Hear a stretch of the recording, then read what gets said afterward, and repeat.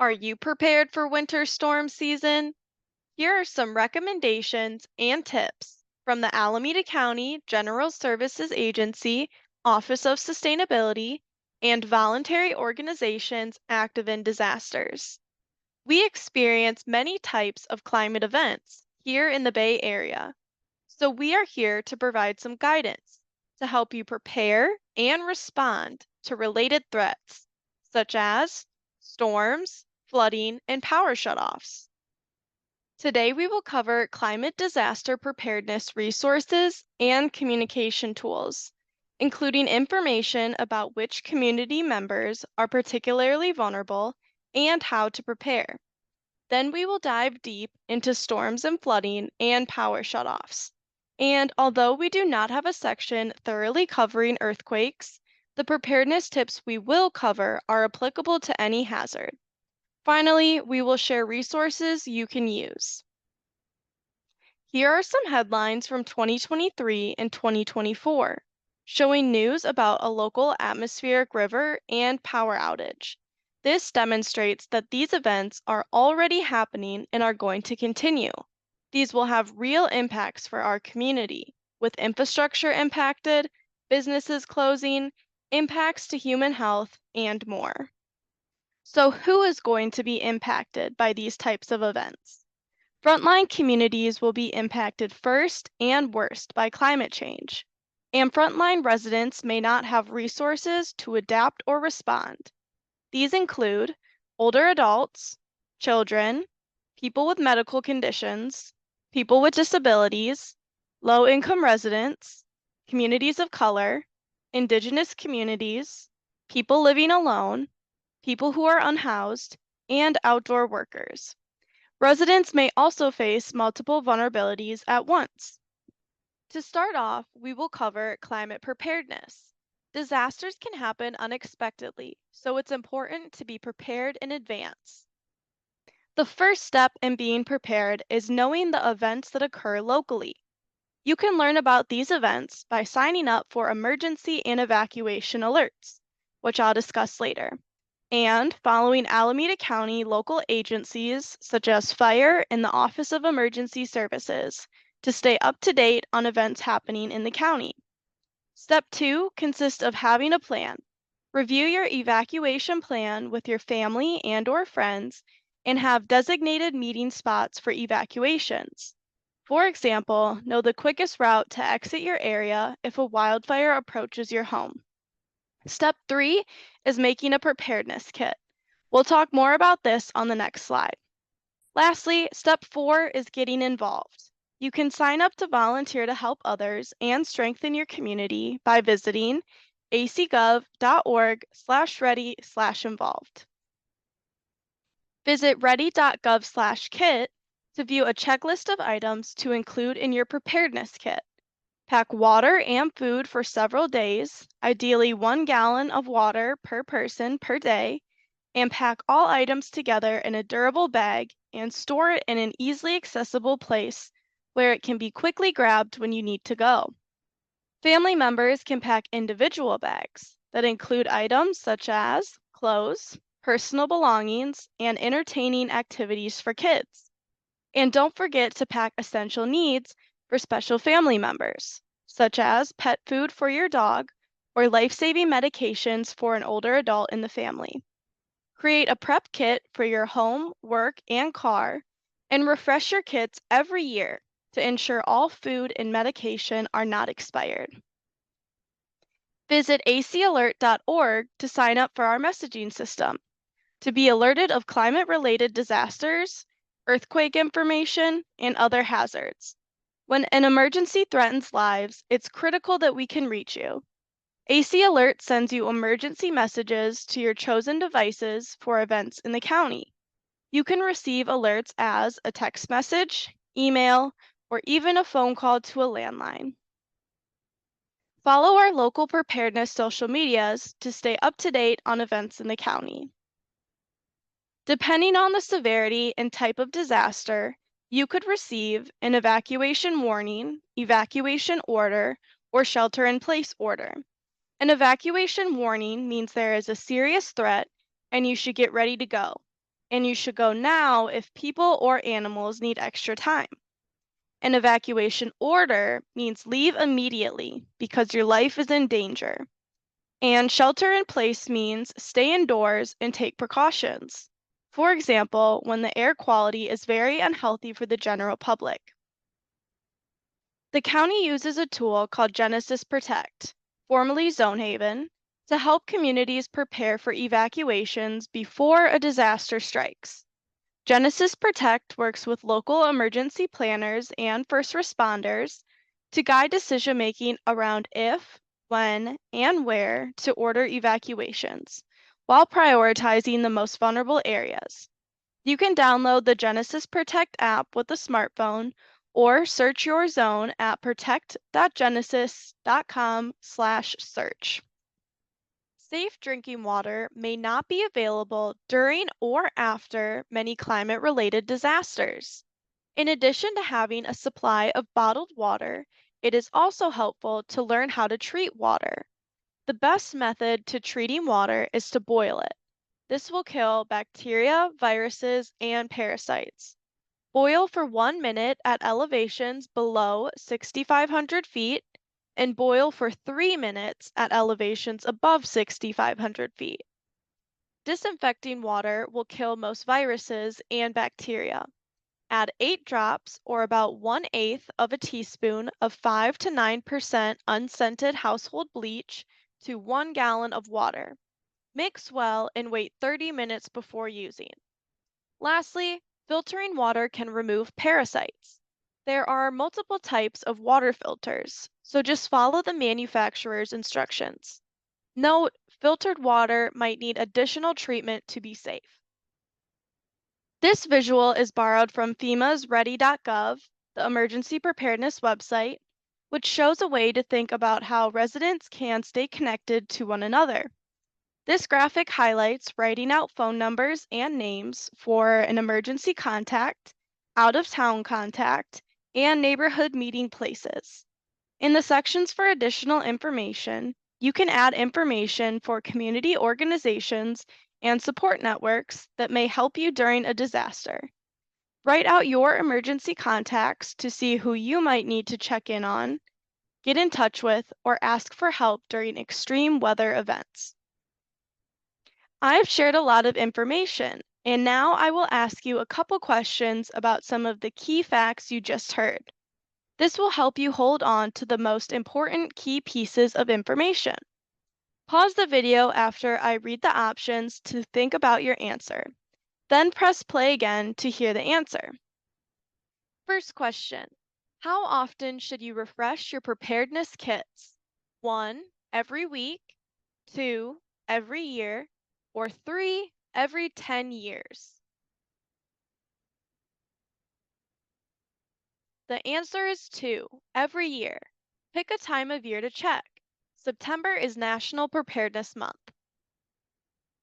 Next question: what should you do if you receive an evacuation order? 1, leave immediately, 2, get ready to go, or 3, stay indoors?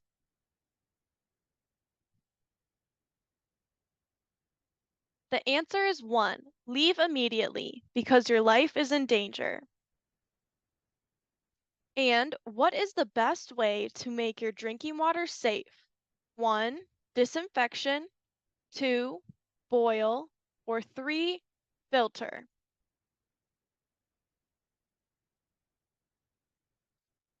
The answer is 2, boil.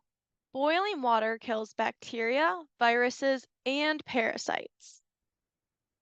For the rest of the presentation, we will cover specific threats, including how the threats might change with the changing climate, best practices, and protective actions. First, we will cover power shutoffs. The power may go out in storm conditions, but there may also be planned power shutoffs designed to limit the risk of wildfires. PG&E may temporarily turn off the power to high fire threat areas to reduce the risk of fires caused by electric infrastructure. These are called Public Safety Power Shutoffs, or PSPS. If there is a PSPS event, PG&E will provide a map of the impacted areas and customers. There are certain conditions that trigger public safety power shutoffs. These include humidity, high winds, fuel conditions, red flag fire risk warning, and local observations. This high fire threat district map is sponsored by the California Public Utilities Commission and is designed specifically for identifying areas where there is an increased risk for utility associated wildfire. This fire threat map for the county was captured mid-June 2023. There are several areas around the county where we can expect high fire risk zones. You'll want to be prepared for power outages, even if they're unplanned. PSPS impacts have declined with improvements to electric system infrastructure. PSPS are less frequent than they used to be, but they are still of concern, especially for those in high fire risk areas. Power outages can also happen during storms, so you should be prepared to carry on your daily activities without power during extreme storm events. So, who is most vulnerable during power outages and shutoffs? When there is a power outage, lighting and communication methods, such as cell phones, may lose power. So, people who live in isolated areas may have limited communication tools. Children or elders in care facilities and their caregivers may have to change their routines if the facilities must close. People with disabilities or medical conditions who depend on electric medical and mobility devices are at risk, and there's a risk for food spoilage because power outages could last for 24 to 72 hours or longer. So low-income individuals may be impacted if food needs to be thrown away. Additionally, wages may be lost due to businesses being closed. People with overlapping vulnerabilities may be further impacted by power shutoffs. For example, people vulnerable to extreme heat may not be able to use the AC to cool down in the event of a power shutoff. Homes and businesses with power lines in the elevated or extreme wildfire risk areas are more likely to have their power shut off to prevent fire risk.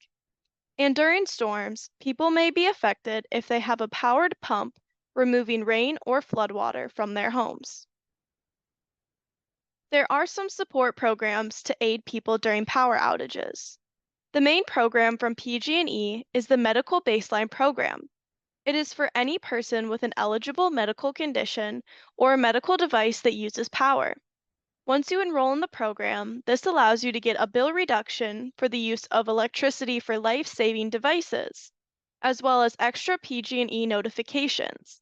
They will call you or even come to your door to make sure that you know about planned shutoffs. PG&E also has a portable battery program, which allows you to get a fully subsidized battery for use during these events. Additionally, there is a Disability Disaster Access and Resources Program that is run by the Independent Living Centers, serving people with disabilities. They provide support that includes portable backup batteries, hotel accommodation, and food vouchers. Krill serves southern and eastern Alameda County, and SIL serves northern Alameda County, including Berkeley, Oakland, Alameda, Emeryville, Piedmont, and Albany. However, there are some populations to be aware of that may not be served by current program offerings. For example, people with refrigerated medication will be affected but are not served by the Medical Baseline program. Medical Baseline requires documentation by a doctor, which may take several steps to obtain and require language skills. The portal is also only available to government agencies, not community health providers. So how can you prepare and stay safe? Fill medications early. Stock up on non-perishable food. Make your own ice to cool food and limit opening the fridge once the power is off. Find buddies for those living alone. Call 211 or the non-emergency power shutoffs hotline for help. Have backup keys for electronic keys and locks. During shutoffs, unplug large electrical appliances that may surge when power returns, and keep flashlights and solar or battery lanterns on hand. Question time. Why do public safety power shutoffs occur? 1. To fix electrical system infrastructure. 2. storm conditions knock out the power, or 3, to reduce electric system infrastructure fires? The answer is 3, to reduce electric system infrastructure fires. Next question. Who can sign up for extra notifications in planned power shutoffs? 1. Residents with dishwashers. 2. Residents with medical devices that use power. Or 3. Residents with 2 phone lines.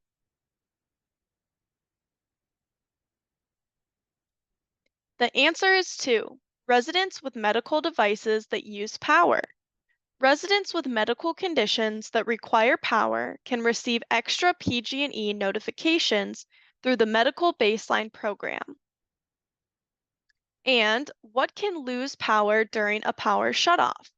1. Powered medical equipment. 2. Refrigerators. Or 3. Both.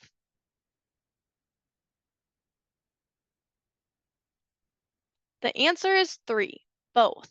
Power shutoffs can last for 24 to 72 plus hours, so there is a risk for food spoilage. Next, we will review storms and flooding. Flooding is the most common natural disaster in the U.S., so it's important to understand the risks and know what to do if a flood occurs. Atmospheric rivers are long, narrow regions in the atmosphere that transport water vapor. You can think of them as rivers in the sky. Atmospheric rivers that carry large amounts of water vapor and strong winds can create extreme rainfall and lead to flooding and mudslides. Flash floods begin within a few hours to even minutes after intense rainfall. This gives people little time to prepare and take precautions. Flooding occurs in areas where the ground is unable to absorb all of the fallen water. Urban areas are particularly vulnerable to flash flooding because of all the impervious paved surfaces. A flood watch is when conditions for floods are favorable and possible, and a flood warning is when flooding is imminent or happening. Mudslides can happen when water rapidly accumulates in the ground. Mudslides can contain water, mud, rocks, and debris. Watch for mudslides in areas with steep slopes and runoff, construction, and burned land from wildfires. Mudslides can cause road closures, which will be posted to the public works site for the county.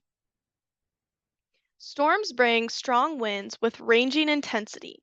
Strong winds may produce difficult driving conditions for vehicles and knock down trees, power lines, fences, and temporary structures. Loose or unsecured objects may be blown away. A wind advisory is when sustained winds of 31 to 39 miles per hour for an hour or more and/or wind gusts of 46 to 57 miles per hour for any duration are expected. A high wind warning is when sustained winds of 40 miles per hour or higher for an hour or more, or wind gusts of 58 miles per hour or higher for any duration are expected. And a high wind watch is when high wind warning conditions are possible. So, who is most vulnerable? To allow extra travel time, older adults and people with disabilities may consider evacuating during evacuation warnings or at any point that they feel unsafe. Never wait to be told to leave an unsafe situation. People with medical conditions. Floodwaters may contain diseases that can cause or worsen health impacts. People living in older homes. Water may leak into the house due to deteriorated foundation. Low-income individuals, they may not have access to transportation such as a car to evacuate, and the unhoused. They are very susceptible to the impacts of floods and storms. Their lives and belongings are at high risk. Here's a map showing the flood hazard areas for the county. Neighborhoods near the San Lorenzo Creek, Alameda Creek, San Antonio Reservoir, the Bay shoreline, and more are at high risk of flooding. You can view FEMA's website to see if you are located in the FEMA floodplain. The terms 100-year flood and 500-year flood are used to describe the chance of a flood happening. A 100-year flood is a flood that has a 1 in 100 or a 1% chance of occurring each year. So, how can you prepare and stay safe? First of all, turn around, don't drown. Never walk or drive through floodwaters, and never go around warning barricades. People and items, including cars, can be easily swept away in fast-moving floodwaters. Just 6 inches of water can knock you over, and 1 foot of water can float many vehicles. Avoid contact with floodwater. There may be pollutants, debris, downed and charged power lines, or animals such as snakes hiding in floodwaters. When high winds are expected, remove or secure any outdoor hazards such as patio furniture, garbage cans, grills, children's toys, and more. Place sandbags along the perimeter of your home to divert water away from the foundation. Visit the county's Public Works website to view where sandbags are available for pickup. You may need to evacuate quickly, so keep your car gas tank at least half full. Never touch or drive over downed power lines. The charges may electrocute you. And do not return home until it's safe. After a flood, your home may be contaminated with mold or sewage, which can cause health risks. So dry out your home and clean or remove all contaminated items. And wear protective clothing when cleaning up. Wait for further instructions from authorities or professionals before turning on or off electricity and gas, and check with local authorities to ensure your drinking water is safe and has not been contaminated. Question time. If you need extra time to evacuate, when should you leave? 1. When it rains heavily. 2. Whenever you feel unsafe. Or 3. When someone knocks on your door. The answer is 2. Whenever you feel unsafe. Populations such as older adults or people with disabilities may need extra time to evacuate due to mobility. Next question. What is a flood warning? 1. When the conditions for floods are favorable and possible. Or 2. When flooding is imminent or happening. The answer is 2. When flooding is imminent or happening. Last question.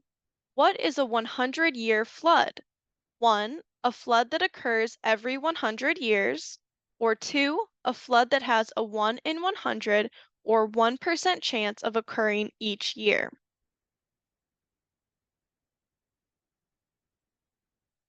The answer is 2. A flood that has a 1 in 100 or 1% chance of occurring each year. The next couple of slides include lists of links that may be useful to you.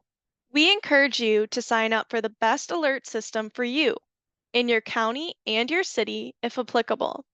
You can use online search to find these resources, or for clickable links, view the slides for this presentation at acsustain.org/what/resilience/disaster.htm. Here are links to resources for preparedness and evacuation. PG&E provides several resources for planned power shutoffs. See those at these links. And here are links to storm and flood related resources. Thank you for watching our training and for everything you do to help make our community healthier and more resilient. To stay connected with us, sign up to become a member of VOAD and follow along with Alameda County at ready.acgov.org.